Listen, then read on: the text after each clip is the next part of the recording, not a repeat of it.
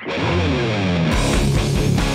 right, guys, welcome back to another episode. I have a special guest in the studio today. Actually, I guess not in the studio, but joining me in the interview here, Ron Nussbaum of Buildercomms, and he's also another podcast guest. We'll get into all of that. Ron, thanks so much for jumping on the show. Hey, man, thank you for having me. And it's like we're in the same studio, we're side by side here. We've already had a conversation. So I feel like we're in the same area. We're in the same wavelengths here. Same spirit, same wavelength, same screen, at least at the same time. So I guess that's close enough. Ron, tell us a little bit about yourself. Give us a little the intro of who Ron is and what Ron's all about. Yeah, the $1 million question is, who is Ron? Yeah, so I'm originally from Akron, Ohio. I went to the Marine Corps in 2007. When I got out in 2011, I ended up in Michigan. That's where my wife was from. She wanted to go back home. I never planned on going back to Ohio. And I actually ended up farther north than I even started out, go figure there. So I was looking for what's that transition look like. And I kept coming across this foreman and training ad. And I had never had any construction experience. My background was automotive, reconditioning, bodywork, that kind of stuff. But finally, one day, I looked in the mirror and was like, damn it, Ron, if you want to go be a foreman in training or be a foreman in construction, you can go do that. So I applied. I ended up getting a job. And that is kind of history for me in the residential construction space. I then spent the next over a decade growing and scaling a residential construction company to 8 figures. Just great experience. I've done everything from digging the hose to running the company, foreman, field supervisor, operations, leadership, management. Went to a couple hundred employees, 30 crews, and had some escalated customers. So now I help take care of those escalated customers. I ended up building out communication software that was built for the residential construction industry. And that's what I currently do. And I host Construction Champions podcast. So I really fell in love. I transitioned out of working in the construction industry and working in service of it. And I just fell in love with that. Like, the impact that I could have is a lot more than just out working on houses and doing that aspect. And that really got me excited. That's what led to starting the podcast and what led to us meeting, which is amazing because I get to do stuff like this now, which fires me up because this is going to be an amazing conversation. It's going to have a big impact for people. Absolutely. I'm glad you're on the show. I didn't realize this, and maybe you didn't either, but I was in the Marine Corps as well. Oh, really? You mean we spent all that time together and that never came up? Yes. Well, here so I have we to are. ask, what was your MOS? 0311. It just gets freakier and freakier, Ron. I was 0311 as well. There you go. I was with 22 Golf Company at Camp Lejeune. I went to SOI, Camp Lejeune, and then ended up out at Pendleton. I was 3rd Battalion, 1st Marines, Lima Company.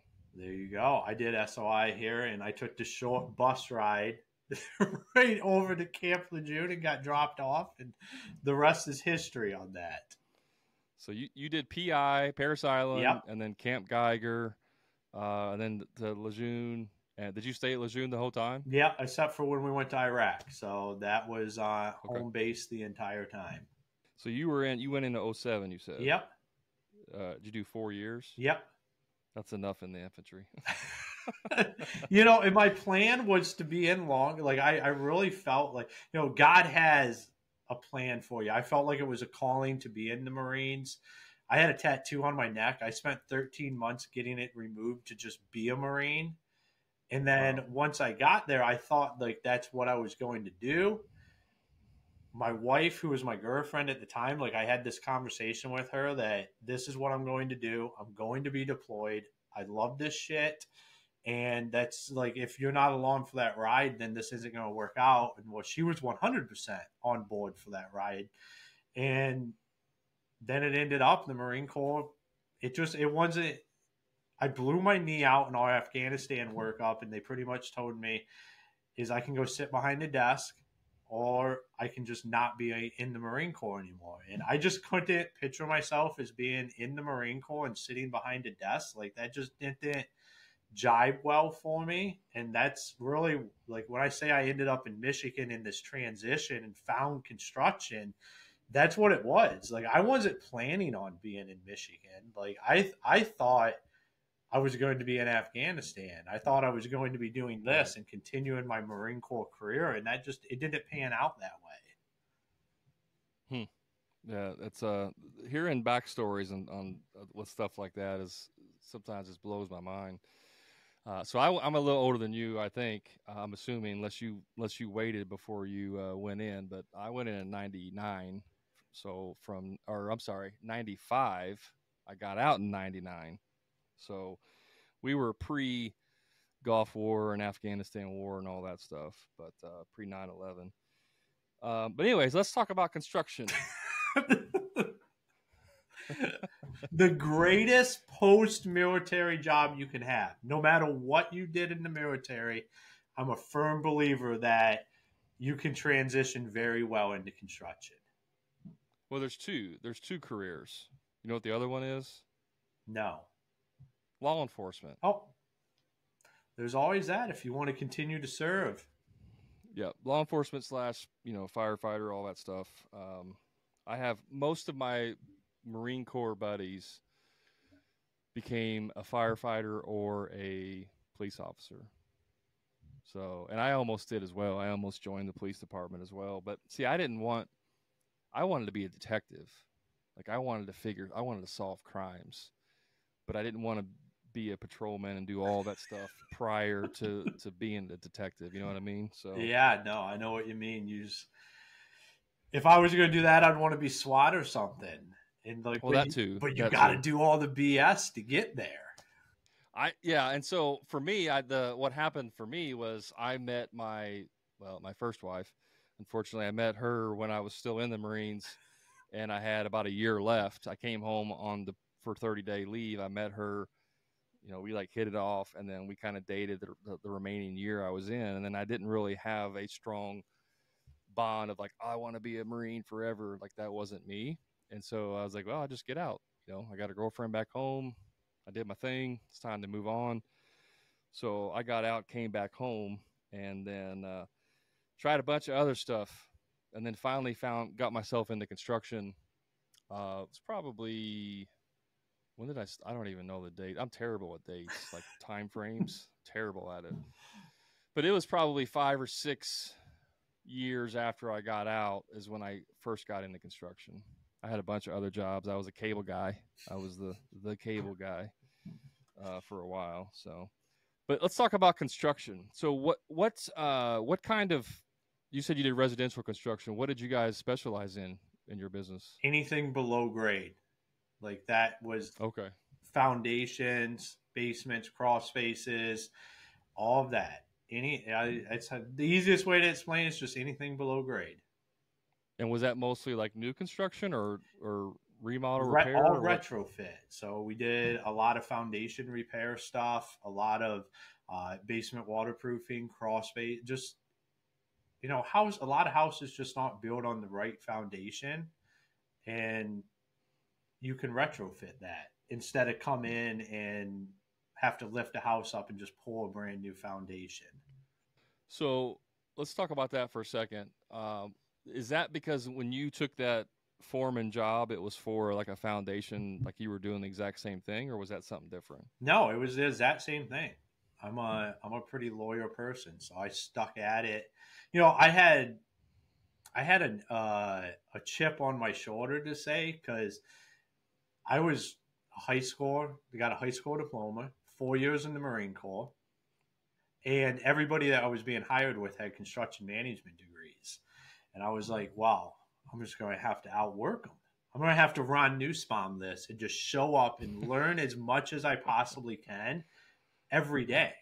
So that's just what I did. Like I figured like that why other people were sleeping on me because they had this construction background or the college education around construction. I was there learning and figuring out how I could bring the most value to this. And that's just what I did day after day for over a decade. Did you ever have your own business, or did you always work for someone else? So I've had some of my own businesses, but the main one that was built was somebody else's. Okay, but you started out as like a foreman and then moved up through the ranks. Not even as a foreman, man, as a laborer on a crew, running a jackhammer back behind an AC unit for 12 hours a day, and then became a foreman, and then became a field supervisor, which led to production management and then operations management. And like I said, running a operations department of over 100 people, 30 crews, doing almost 25 million a year in annual revenue. And we went in about 5 years from a few million to that 25 million. So rapid scale, a lot of growth. You learn a lot of stuff along the way. One thing I did learn was I didn't want to build a business for somebody else anymore. Yeah. So, okay, I want to dive into this for a second. So 30 crews doing residential repair. Is this in what city was this in? The entire state of Michigan. Okay, so you guys went all over the whole state. Yep. Okay, and were you doing like kind of like a proprietary type system, or were you just going in and doing repairs? No, we had a proprietary system. We had stuff that we used that was exclusive to us. Okay, so the company you worked for developed the system or whatever, or adopted it or changed it, made it there or whatever. They came up with it, and then you guys are now selling this as a solution to common problems with crawl spaces and basements and stuff like that. Yeah, we had our own not necessarily our own products, but we had exclusivity on our products. Gotcha. Okay. And then that scaled up. So I'm assuming you didn't have all 30 crews in like your town that went everywhere, did they? Or were they like, believe it or not, we did. We ran everything out of one office. Made it interesting. Did you have guys stationed in like different parts of the state? No, we traveled.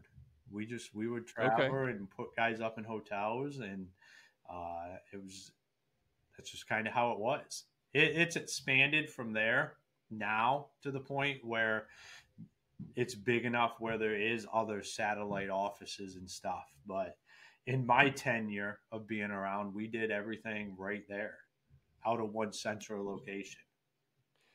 That's interesting. So, I mean, obviously you had to have good profit margins in this to send a crew, a week away, or send them away for a week, pay hotels. I mean, you had to have some good profit margins there. Well, I mean, it's the construction industry. I mean, I believe that construction, if you treat it right and you run it as a business, the money's there, the profit's there. It's truly one of the only industries where you can see somebody in a brand new truck and you're not sure how they're getting any work done. And it's because the money is there. If you just do the right thing by your customers, by your employees, and by your business. And you just run it as a business, and you don't just say, I have a construction company. You can drive profit margins. Yeah. Well, and it helps when you have a specific niche that solves a specific problem for a specific type of customer. Absolutely. And when you put the systems in place around that, it makes it very easy. Like not easy is not the right word, because nothing's easy. Simple. It makes it a simple process. Yeah, it makes it duplicatable. I think that's where we get hung up a lot of times in construction, is we don't make stuff duplicatable. Like, as I grew through the industry, like, I just built on my experience. So I could look back at, what was it like to be that laborer? Or what was it like when I was that foreman? How does that work? And, my best memories of the construction industry is working out in the field, doing that kind of stuff. But you have to make that stuff predictable and able to be reproduced. Like, Ron Nussbaum can't be an anomaly. Like, if I go do it and I'm the only one that can go do it, that's not going to work long term. You have to be able to recreate that so somebody else can go do it. You can develop somebody that can do it. What does that look like? What are the standards? What kind of numbers can we do just without killing anybody? Because I'll tell you, I'm a component of the industry where I came through that, you can maybe kill some people along the way, and not like from an unsafe perspective, just from like the burning it, just burn, because that's in my mentality. That's what I mean by like, it can't be an obnoxiety. Like myself, if I go work 100 hours a week, that's not sustainable for another crew. Might be sustainable for me, but like to do that 30x, it's not going to work. So you have to figure out what are those systems, what are the processes that can get the same results that you desire out of multiples of people. So I think I was just a little bit of a tangent. I don't even know if I answered the question. No, I appreciate it, because it leads right into a good topic to talk about, which is creating these systems. Like, what do you think keeps contractors, especially smaller contractors, maybe they're a one-man show right now, maybe they have 3 or 4 guys working for them. Like, what do you think keeps them from being able to create that replicatable system, that the system you can duplicate and scale with? I think a lot of them are afraid to not be the guy. So we really get this feeling that we have to be the guy and be the one that's involved in everything, because we're in construction. We like to fix things. We want to be the person that's out there, that's doing the stuff that creates the change or that transformation, but we don't have to be. Like, if you're a one-man operation and you want to be in charge of that and do all of that, and that's all you ever want to be, like, that's fine, but you have to be okay with that. You can't be like, I want to be this, or I want to be bigger, and go at it with this mentality of I have to have my hands on everything. I think a lot of the best construction companies from a business perspective I have ever been around or seen are companies that not maybe necessarily one of the people that are involved in running it is a construction guy. They're just a business guy that can look at this in layman's terms and say, hey, this is what needs to happen from a business perspective. Like, you're probably not the best sales rep, or you're probably not the best installer. I always used to say, like, I'm not the best at anything other than I will work my ass off nonstop. And the problem is like I said, that's not reproducible. That's not duplicatable. But I can find people that are better than me at everything that don't have to work their ass off because they're just naturally better. I just kind of say I'm just mediocre at everything, but I'll work until I die to get the job done at a high level. And we don't have to be that way. We can go find those people that are the best of the best and let them run with it. And I think that's what's the hardest part for guys, is to just let go of that and say, hey, you're so much better at this than me. I want you to just go do it, and do it at the highest level you can, so I can focus on what I can do to help grow this business, so you have a thriving environment to work. What do you think? What's the driving force behind that belief, though, that like they have to be the one that does it? They have to be the problem solver. Is it ego? Is it pride? Is it feeling of self-worth? Like, what do you think it is? I would say it's probably a combination of all of the above. Like, it's who we are. When you look at contractors and builders, like, why do you become that? Because you want to fix things, or you want to build things. Like, you want to be that one that is doing that. So it's naturally in our blood to be the one doing it. And we feel like we need to be the fixer there. We need to be the one figuring out how to overcome the problems. But the greatest problem we can figure out how to fix and overcome is the business aspect of it. Like if we dove into that and learned how to overcome that and hired the right people to overcome the problems in the field and to do the actual building and to be responsible for that stuff, that's when we can really start to grow. Interesting. You know, it would be really helpful for contractors is if there were business coaches that helped contractors with the business part of their business. That would be amazing, wouldn't it? Especially ones that came from the industry. Hey, you guys, if somebody's out there who can come up with that, that is a gold mine. Jump on that right away. Um, so, okay. So you moved up the ranks from low man to production and operations. What do you think?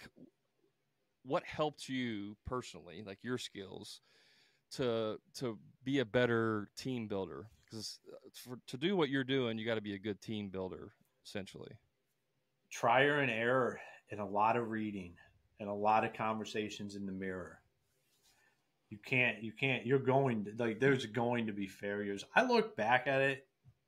I have so many conversations around this kind of stuff nowadays, and I look back at it and man, I sucked. Like there was a lot of times I just sucked. Like I took bad advice, did stuff that I necessarily not I shouldn't, but like it just wasn't like what was going to be the best long-term results. But we can only do what we can only do our best at the moment.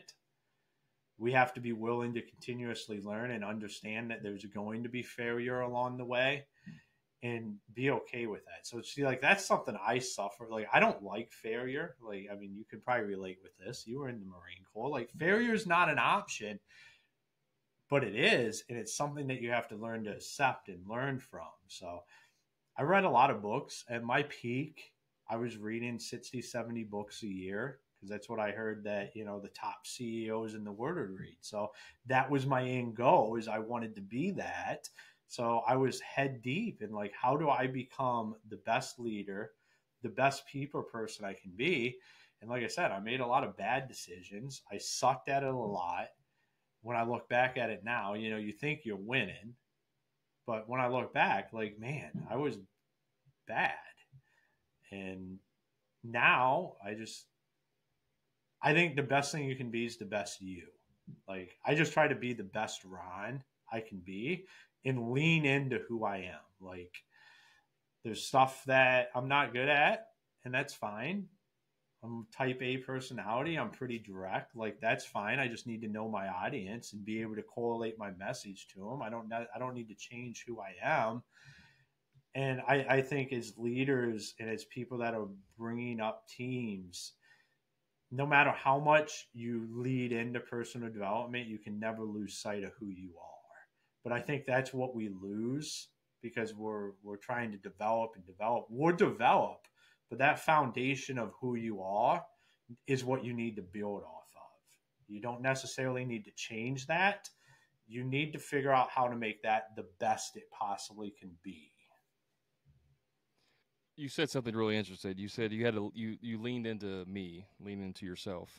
Um, how important was that to really figure out who you were internally? Like what motivated you, what you were good at, what you were bad at? Like how important was that for you? I mean, I think it's the best thing people can do. And I always look back, you know, like if I would have known before, where could I have been? Or where could we have been? It could be amazing. So I think it's one of the number one things you can do is to have a firm grasp on that and understand that it's okay. I think a lot of times like we find out, like we do all this stuff and then we look at it from the wrong perspective of like, we take a personality test and we say, oh, this is what's wrong with me. No, no, this is what is right about me. This is how I just operate. How do I make that better for everybody around me and not use it as a crutch? Like I used to use my personality as a crutch. Like that's just how I am. Like it's just go read Once a Marine, always a go Marine. read. I used to be like, go read my DIS assessment. It'll tell you everything you need to know about me. And go ahead. And we use it as a crutch instead of figuring out how we can use it to better everything around us, because it's all too often we take personality tests for the wrong reason. We take them to try to figure out what's wrong with us, or what are our characteristics about our personality that we think we need to improve. How about we take a personality test, understand who we are, like really take some time to understand who you are, and then say, man, this is the stuff I really enjoy about me. How can I utilize that to better everybody around me, instead of saying I need to get better at this stuff I'm just inherently bad at? Yeah. I had an interesting kind of revelation, if you will, last week. And this ties into what you're saying, but being a Marine, once a Marine, always a Marine. And I'm like, okay, I agree with that, but I'm not a Marine now. I'm not actively in the Marine Corps. That's who I was in the past. Am I proud of my service? Absolutely. Can I have swap war stories with other Marine, military people? Absolutely. But I don't walk around. I don't wear the Marine or the hat that has the unit I'm in. And there's nothing against people that do that, especially the older veterans. I love seeing their hats because it gives me a point to, ask them about it. And I love talking to people about it. But I don't sit there and say, well, I'm a Marine because I served 25 years ago. It's like, no, that was just a part of my life, right? It was one aspect of my life. But yes, here's what I'm getting to. When I started this business, the coaching business, 2 years ago, I shut down my construction business that I had for 11 years. And that knowing full well that was going to hurt some of my credibility, because it's like, well, if you're so successful, why aren't you doing both and all this, all that stuff. And so last week, my wife's starting a little side gig business, and I was helping her, and I had to cut a little wooden top for a cart. I mean, super simple little task, right? Table saw, drill, that's it. Took me like 15 minutes. And I got done, and I said, you know what? If I never touched a tool for the rest of my life, I would be perfectly okay with that. And it really just kind of hit me like, I was good at construction, but I never enjoyed it. I never actually enjoyed doing that, but I was really good at it. And so sometimes, like you're saying, knowing yourself and really understanding yourself, like just because you're really good at something doesn't necessarily mean that that's what you should be doing. And so that's where I came, and this transition happened. And I totally believe it was a God thing, the way this whole situation panned out with me doing coaching, because for me, it was on the horizon. It was like, well, when I'm 60 years old and I retire, then I'll start doing some consulting and coaching type thing. And just through a series of events, which, again, to me is a God thing, it led me to where I'm at today, having this conversation with you. And I don't regret at all closing down my construction business. And I think that last week, and having that realization of like, I never really enjoyed it. Hey, just a quick timeout from the show. In the next 30 seconds, I'm going to tell you exactly how you can transform your contracting business. Imagine being part of a community of winners where you can find out exactly what they've done to be successful. That's exactly what you get when you join the Profit Club. But it's not just a community. You get lifetime access to all of my course-related material, including all future material that I add. But wait, there's more. Each week, you'll get access to 3 group coaching calls to talk about sales, marketing, and business problems, and answer any questions that you may have. Still not convinced? How about personalized one-on-one coaching to help you overcome your limits? And here's my promise to you.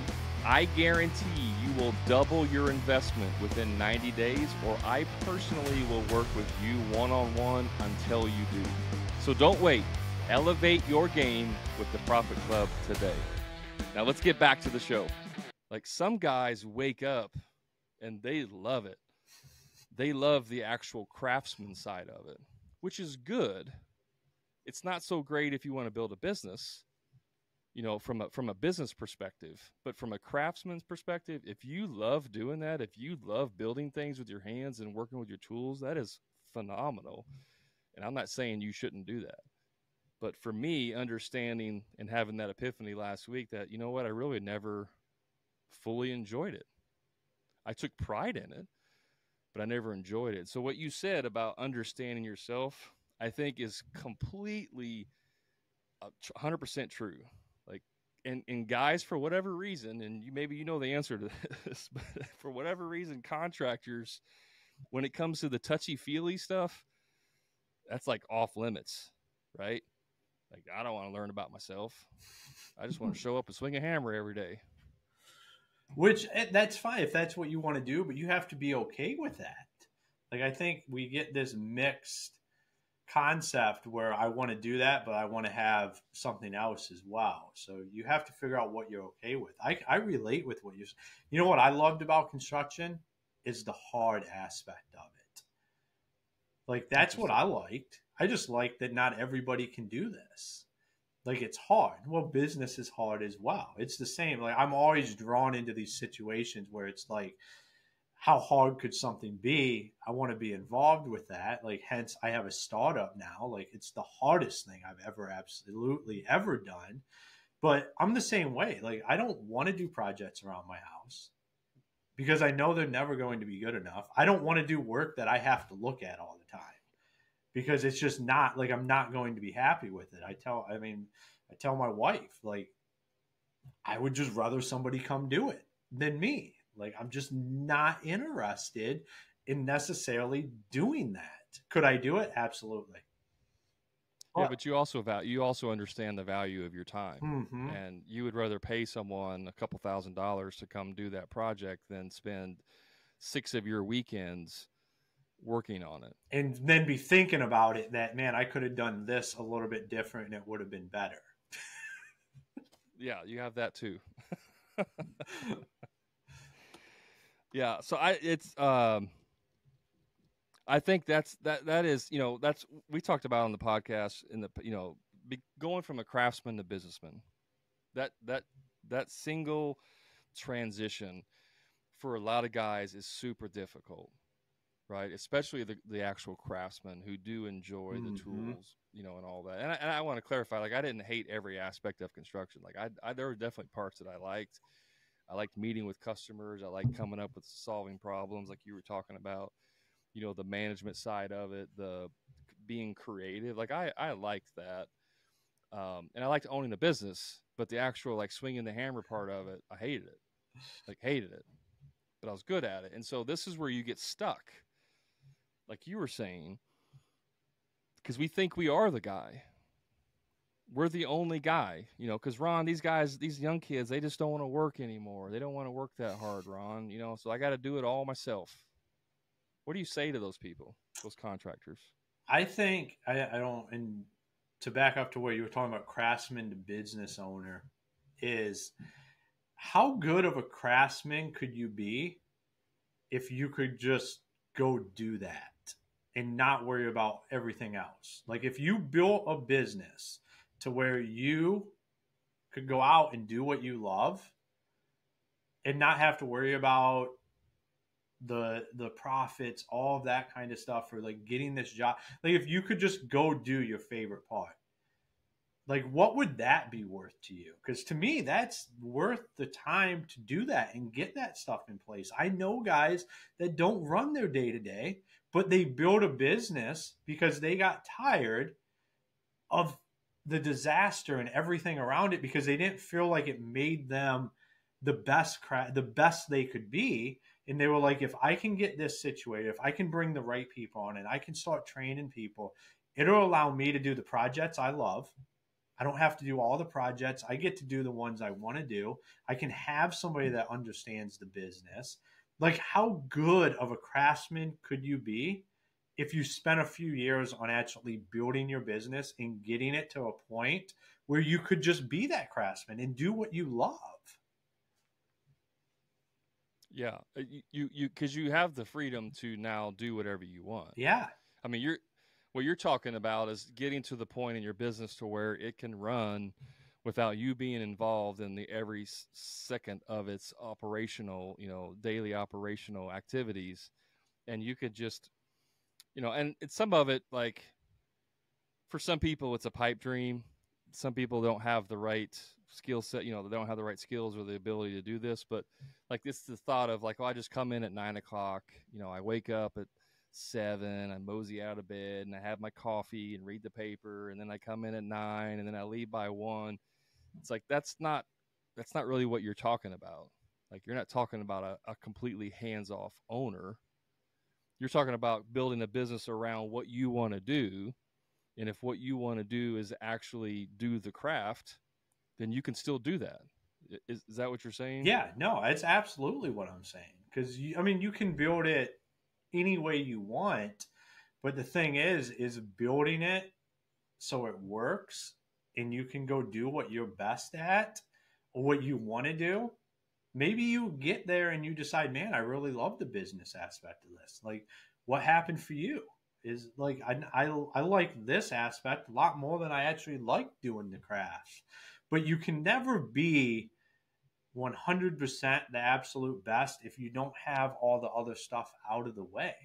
So you don't have to worry about it. Like, you have other projects calling. You got to go do this estimate later that night there's all this stuff. If you're the only guy that hold you back from truly being how good you could be at your craft, that if you spent a few years, not even a few years, you could probably spend 12 months, start getting this stuff in place to where you don't have to necessarily worry about those things that you don't like to do, that aggravate you and make your days long and make it to where you can't be the best at your craft.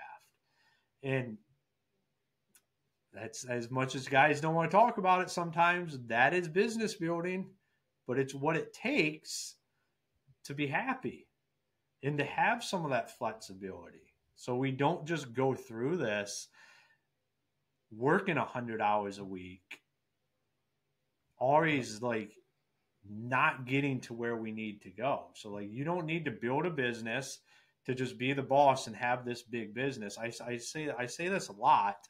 Is like, you have to, what is it that you need? Like, what is that you need, and what would make you the happiest? Well, build that. Like, don't feel like you need to build a $5 million, $10 million company because that's what everybody else wants to go do. If you can build $1 million company and it gives you the life that you want to have, and you have some employees and you get to do what you want to do every day, that's perfectly fine. But you have to understand what that is. Like, what do you want? So then you can go do that. I think we don't do that enough.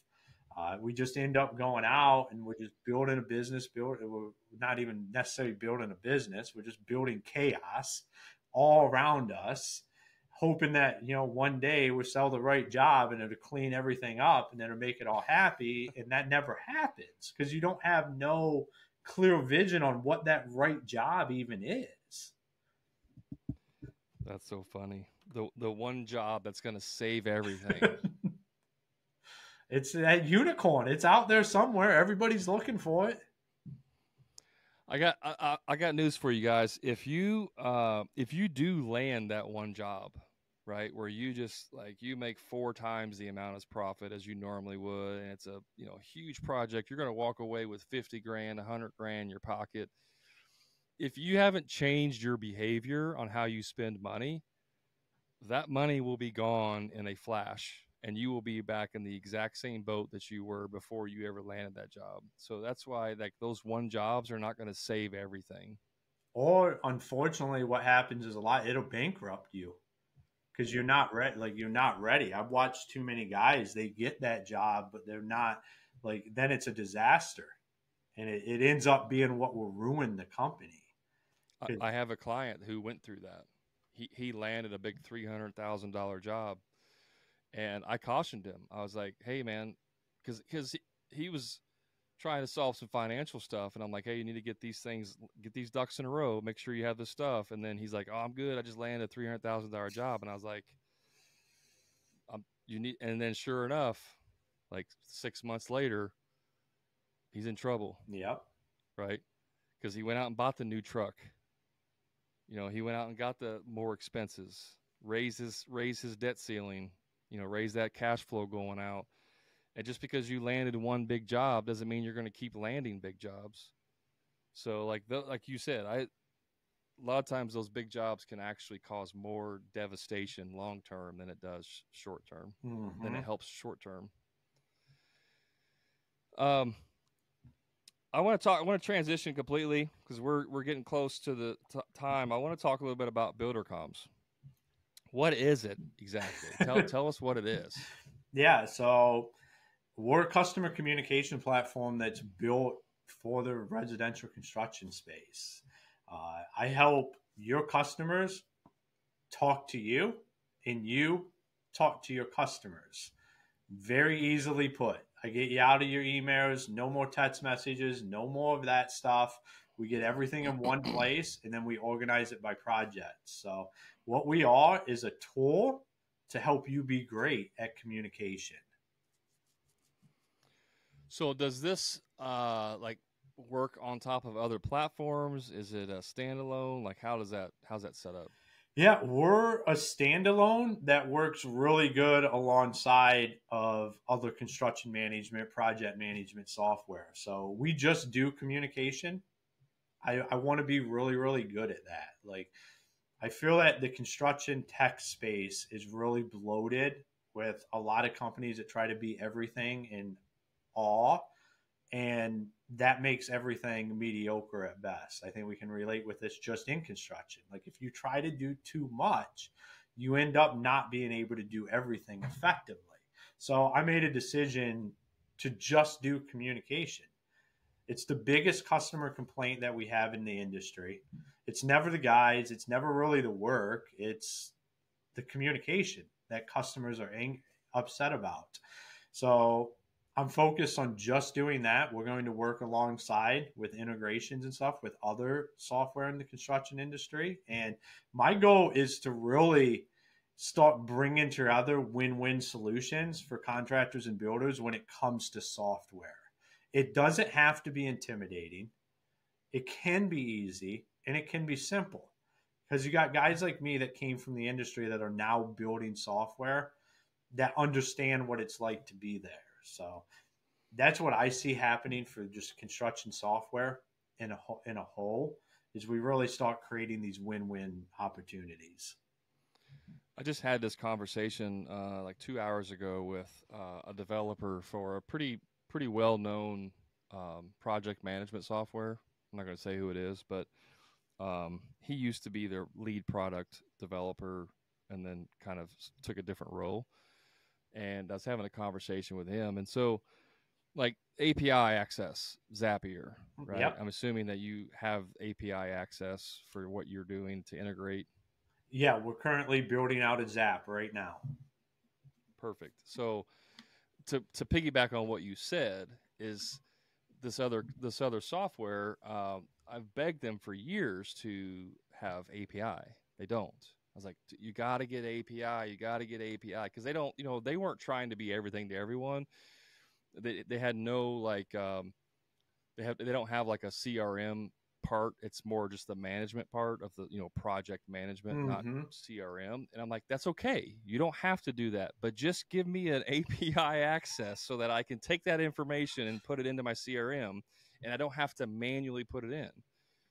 And the thinking is, well, we can just build our own in-house automations, and then that way it'll make our software way more valuable. And I'm like, that's the completely wrong way to look at it. 100%. You need to be really, really good at the project management stuff and let the CRMs be really, really good at the CRMs and let the company cams be really, really good at the pictures and let the Buildercomms be really, really good at the communication. And then you just be the hub that everyone, works off of. And some of that just drives me nuts, like that scarcity limited belief, mindset, the scarcity mindset limiting belief of like, oh, we're giving away the farm if we have this integration. So I'm glad to hear that you're working on Well, SAPs and integrations. me and you are on the same lingo with that. I mean, I get these looks in these meetings where I'm like, here's what we need to do, because this is what I hear, because I'm doing the demos, like I'm talking to my customers. You know what they want? They want a la carte software. They want everything's different for every business, and they want to be able to pick and choose what works best for their business. And I'm like, that is what it should be. It's why one of the reasons I'm doing what I do is because communication, like I talk to these the bigger companies, they're upfront. It's like, it's not, we didn't build out what you build out for communication because we don't have to, because we're just trying to provide a mass solution. And that's what's wrong with it. Is like we should have the solutions, and we should all work together. It should all talk together. Is Buildercomms for everybody? No. But there should be solutions that work together to create the win for that contractor and builder, that then their customer wins because of that. And the more of that we do as a software industry in service of the construction industry, the better everything will become. The better the reception would be. The better the adaption would be, because guys will actually be getting what they want. And to me, that's how it should be. And if people were listening, they're going to get me on a black hole about Silicon Valley and how they ruined the construction industry because they just were early adapters. I truly believe the construction industry are early adapters. And now we're just jaded because we had all this software come out that sounded good, looked good on paper, but didn't function and didn't implement in the industry at first. So now everybody's hesitant about software because they tried stuff out that didn't end up working because it wasn't necessarily designed for them. But there's a whole new realm. I'm here to tell everybody I'm still an anomaly that I came from the industry and have a software company, but I'm not as much as I used to be. There's other guys out there like me that have said, this is enough. This is what we need a solution for. Let's build it and put it out there for people. So, I mean, So, not to like get anybody's hopes up, because nothing's written in stone, but that conversation I was having earlier was in regards to a software solution to solve a specific problem for our clients and what they come across. It was just, it was more of a strategy meeting. Yeah. So, which is what they should do. They should be really, really good at the project management aspect. Like, because that's where you start to just get mediocre. I don't think the construction industry is big enough that if you can just fix the problem, as niche as it is, like I'm pretty niche. Like I do communication, but that industry is big enough that this will end up changing my whole family's life long term, because we're going to build this out and I'm going to stick to my guns of partnerships and collaboration. It's better than me building out something else that sucks.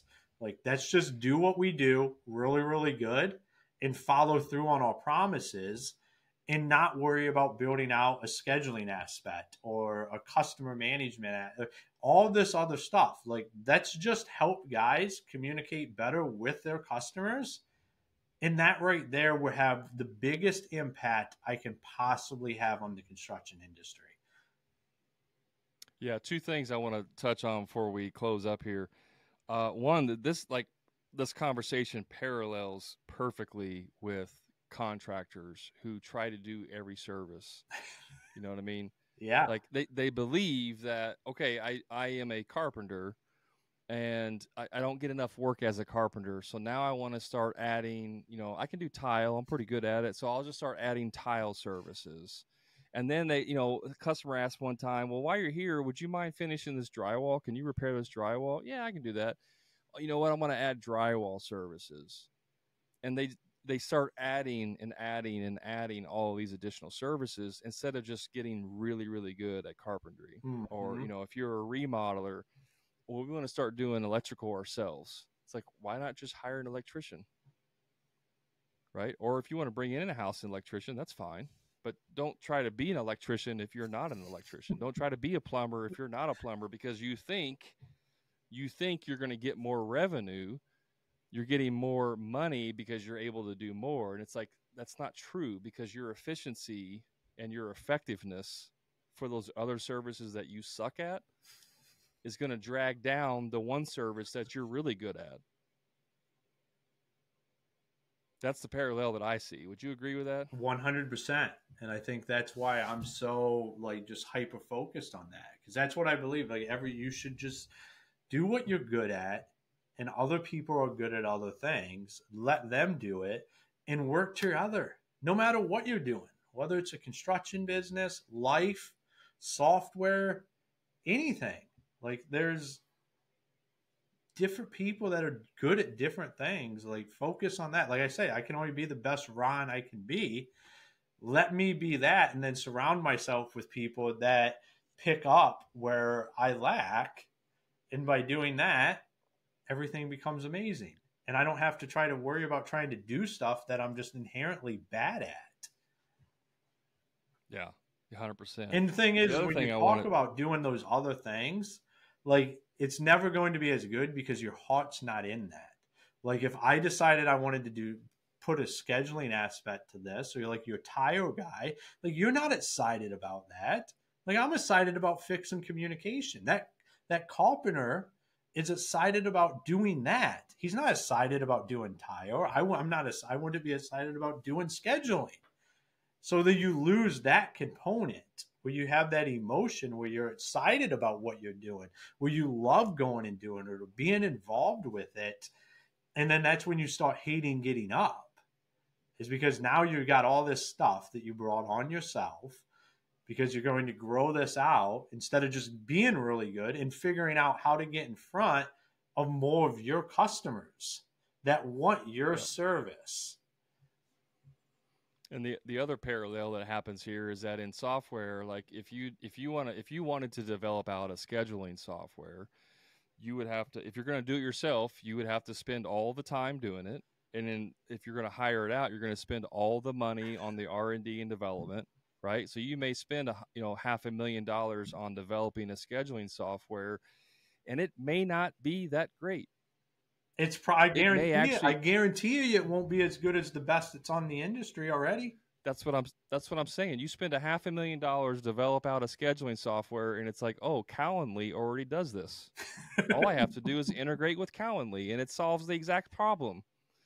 And it's like, why? And so same with contractors, right? It's like if you're the carpenter who starts offering tile service, now you got to go out and buy all the tile tools. Right? Now you got to go out and start marketing for tile. So now instead of spending $1,000 a month on carpentry, I'm going to spend $500 on carpentry and $500 on tile, which now reduces the effectiveness of my carpentry ads and what I do in carpentry. And I have this conversation like it's a broken record of like niche down. The riches are in the niches, and that's exactly what you're doing. You're staying true to yourself. You're solving one problem, and you're not trying to deviate. Now, that doesn't mean that 5 years from now, there's not another opportunity that you can possibly move into, but your focus right now is all on solving the communication problem. Yeah, no, absolutely. And, that's what gets a lot of people excited when I talk to them, is like, you're just focused on this. Like, this is niche enough, but it's a big enough market where this is actually exciting. Like you can have an impact, which, a lot of people take stuff out there and there's an impact to be had, but it's so broad that it gets watered down. Instead of just really focusing on just having that impact, understanding like this is who we are, this is what we're doing, and just go do it the best you possibly can. Is it probably going to make things harder? Absolutely, but that's what makes us better at what we do.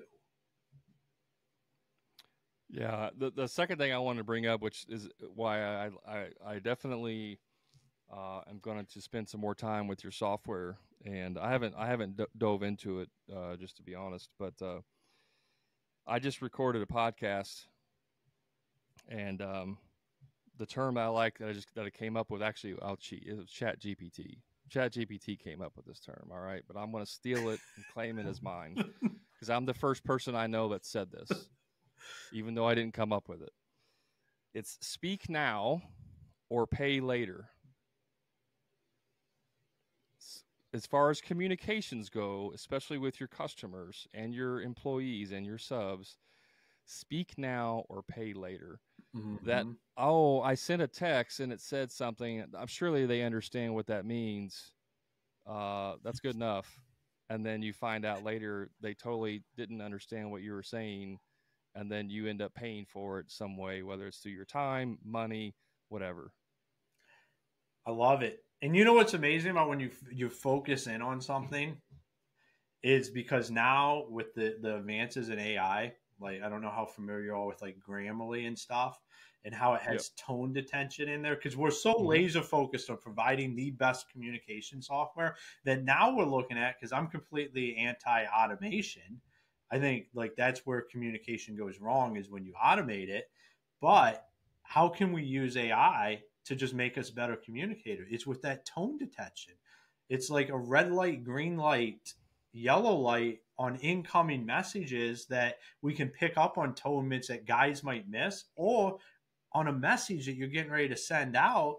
Before you send it out, it pops up. You probably don't want red. Don't send this. Yeah. Like, hey, hold up a second. Yeah, like being able to add this stuff in there that helps make us better communicators. So like that stuff that is in the product roadmap as we continue to build this out, to just because we're laser focused. Like I can focus on that instead of focus on like 7 other different things that we're trying to get off the ground. Like all we're trying to do is get the best communication platform out there going forward.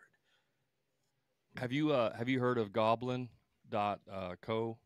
No, I have not. Goblin.co. Write that down and check it out. It's very similar to Grammarly, but it has and I'm not sponsored by them whatsoever, but it has little peppers. There's 5 peppers, and so when you craft a message, you can say, "How spicy do I want this message to be?" So if it's a 5, if you give it a 5 pepper, like you're putting a little bit of flavor in there, right? One pepper is like straight and narrow. It's pretty neat software. It's an AI. It's just an AI software. Well, Ron, we're coming to an end here. I appreciate you hanging out. I do have a question I like to ask all the guests, and we kind of touched on this on your podcast, but what's one book that you're reading right now or that you would recommend? Man, I am in the middle of 100 Million Leads by Hormozi, and it's the best book I've read this year. You mean this one right here? Yes, that one right there. Absolutely. So I still read. I don't read 60 to 70 books because it's just not like, I just can't get anywhere doing that. So I'm a 75 harder, so I read 10 pages a day consistently. And that book is now making it into my office. And I always say is when a book makes it from beside my bed down into my office almost every day, it is a damn good book. And yeah, it is. I'm only on page 17. I just started it. But have you read his other book yet? Yeah, yes, I have. And that was a good book. The $100 Million Offers? Yep. He's amazing, and he gives everything away for free. It's what I love about it. It's how I think it should be. Yeah. Well, yeah, he's a very long-term thinker too. So stuff that we're seeing today, he had thought of 2 years ago, and stuff that he's thinking of today, we won't see for another year or two. So it's pretty amazing, ain't smart. it? Very smart guy. Yeah, Ron, I appreciate so much being on here and having this chat. We'll put a link to Buildercomms in the show notes so that people can come check out your software that you're creating. I think it's a great idea. I think communication, especially effective communication, is one of the most important things you can do, not only in your business, but in your life, with your kids, with your family, with your wife, with your employees, everywhere. Like effective communication. I've been on that drum. I've been banging that drum for quite a bit lately, because it's so important. So I appreciate you being on the show. Any last thing that you want to leave the guest with? Any parting thoughts or motivational speech or anything? Let it rip. I mean, I don't necessarily have any motivating speech or anything, but I will say to what you just said is no software will ever fix non-effective communication. Like if you don't know how to have a conversation, like software is not going to fix that. All we do is just make it easier for you to have a conversation. There's still fundamentals that you have to understand on how to deal with clients and how to set expectations. So that goes with any software. I think we can think of it as we implement something. It's going to be this quick fix. It's going to fix everything. But any software that you do, there's work that has to happen with that. There's adaptation. And it's never going to just be this fix if you're just inherently bad at it. Like Buildercomms doesn't work if you don't want to talk to your customers. Like you have to want to have these conversations.